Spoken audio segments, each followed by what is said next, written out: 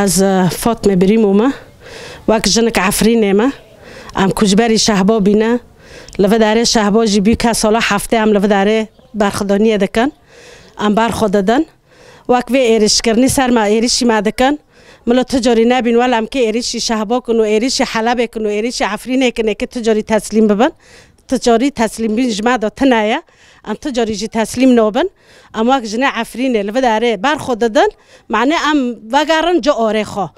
جا آره ماجی نب قذیفه هریشی مکن نب توفه هریشی مکن نب به تیارت خوب مسیر هریشی مکن تجاری ام تصمیم کاریج قبیل نکن و ام شهباجی در نکفن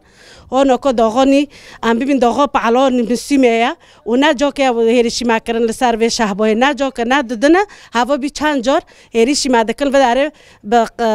واقعی گویی به صاروخ و به دبابا داوی نف بالد ما گنمت ما تک مرد داره برچی بیلن تی بیلن گه ام جور در کفن ام جی تجاری جور در نو کفن وقتی نیماره گل گیت پش هفته به ملت خو و به حوالت خور و به ملت عفرین ام نو داره دستی مگی و یک تجاری و ایرش کردن تجاری منو که اونم تجار تراجیل و داره برچی مانه بس داغو مسیمه داغو گنم داغو پعلایه ملت ایریشی مر نبین ولی ام که باوین شهبای بشاوتینو برجی وا کرنه یانه و ایشال سری مکرنه ملا ترکیجی تجاری وش و اوه نکه و بیاره دینان پیشه خو ایریشی منکه نویم فیدونا نسحني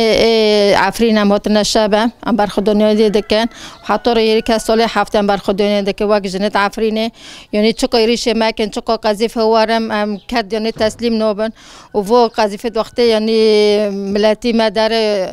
دوغه پاله و دوغه داری یعنی وقتی قذیفه داور معنی تک ملت بترسه یعنی مالی خود دارونه بس هم قدم دبین یعنی